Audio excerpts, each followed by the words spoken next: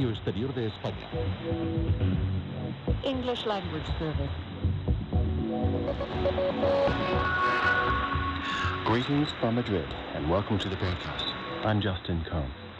Today, we bring you the fourth and final episode in the mini-series on the bilateral accords between Spain and the United States, with a focus in this episode on bilateral relations during the final years of the Franco dictatorship.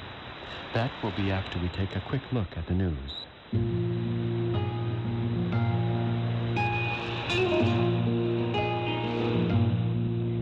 Portugal and Spain are the first EU member states to see their COVID recovery plans approved by the European Commission. With a 10.8% decline in 2020, Spain is the member state whose economy was hit hardest by the pandemic. The Commission's approval of Spain's recovery plan will need to be followed by the endorsement of the other member states later this year. If things run smoothly, the country will receive 70 billion euros in grants and another 70 billion in loans over the next 5 years. European Commission President Ursula von der Leyen. These reforms, I'm deeply convinced, will make Spain come out of the pandemic stronger than ever before. At a joint press conference with the European Commission President in Madrid, Prime Minister Pedro Sánchez announced that he would meet the heads of Spain's regional governments to discuss the plan and to ensure that they and the country's thousands of mayors had their say. This is a nationwide plan, a plan that involves all of us. We have an enormous opportunity to modernize our country for the generations to come. Este es un plan de país. Es un plan que nos incumbe a todos y a todas. Tenemos una enorme oportunidad de modernizar a nuestro país para las próximas generaciones. You're listening to the English language service of Spanish National Radio.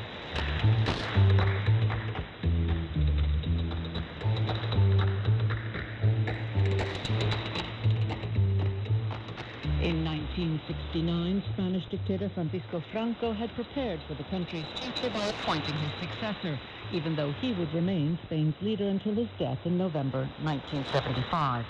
The last years of the Franco regime, as with the years that immediately followed it, proved to be tumultuous. As anti-Franco pro-democracy movements grew, so too did the increasing brutality of the repression. For its part, the United States anticipated changes in Spain, including a future democracy, but had its interests focused on preserving the beneficial terms it had obtained in the 1953 Treaty of Madrid, the deal by which the U.S. military bases were installed here. Maintaining the status quo on the basis was Washington's objective, and that was met throughout the dictatorship and into the transition. Historians point out that the U.S. turned the lack of coordination among its Spanish interlocutors at the foreign ministry, at the armed forces, and among Franco's cabinet ministers to its favor. Even after the 1966 nuclear accident in Palomares, the U.S. could still boast unrestricted freedom of movement over Spanish territory, its airspace, and its waters. The nuclear-powered Polaris submarine stationed in Brota as of 1963 also remained.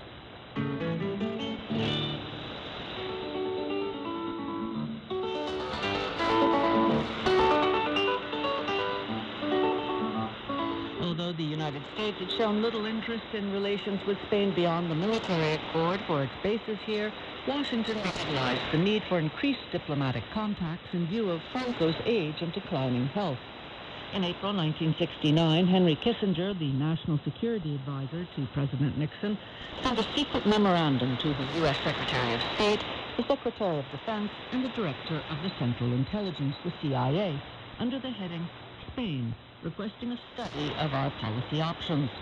Some 30 years later, the document was declassified and reads, "The study should look beyond the completion of the negotiations for the extension of the base agreement and examine the pros and cons of various feasible lines of policy, both in the period immediately ahead and over the longer term, including the post-Franco period."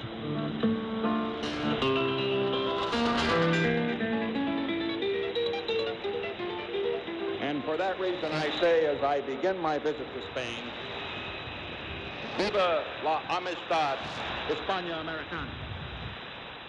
In 1970, in October, just months after the base agreement had been renewed, Richard Nixon visited Spain.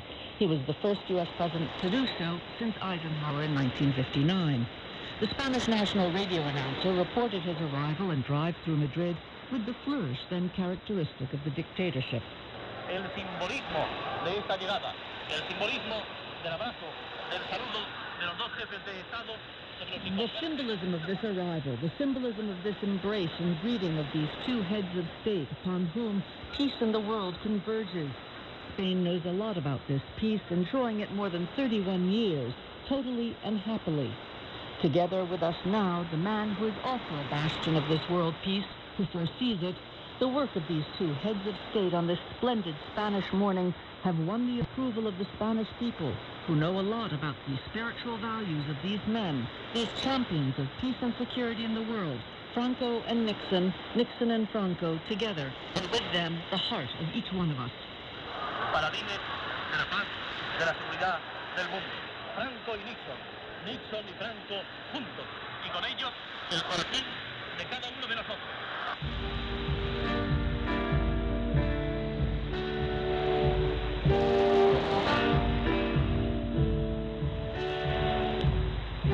Tonight, American and South Vietnamese units will attack the headquarters for the entire communist military operation in South Vietnam. This key control center has been occupied by the North Vietnamese and Viet Cong for 5 years in blatant violation of Cambodia's neutrality. We shall avoid a wider war, but we are also determined to put an end to this war. Despite promising to end the Vietnam War with his phrase, peace with honor, Nixon and his administration expanded the conflict, ordering the secret bombings and the invasion of Cambodia.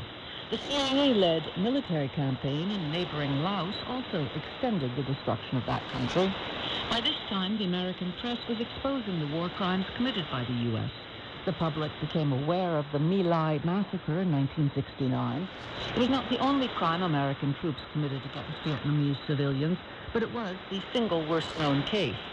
Anti-war demonstrations in cities and on college campuses around the U.S. and around the world became a constant, even as President Nixon sought refuge in the so-called silent majority that supported and even re-elected him.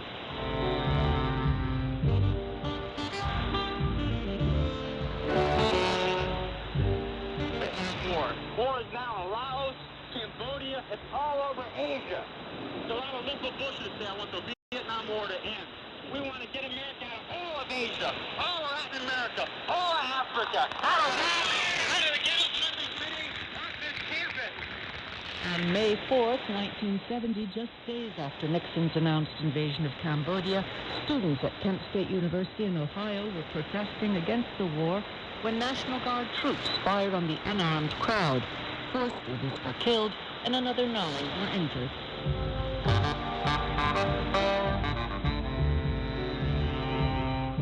In Spain, a new generation came of age in a prosperity unimaginable for older people who had lived the hardships of the post-war period. Students and the younger workers did not share the older generation's fear of another civil war or the regime's repression. Each passing year saw more strikes, more demonstrations, more arrests, and more brutality. Franco did not relent with age. The dictatorship responded to opposition with sanctions, expulsions, arrests, and torture. Universities were closed.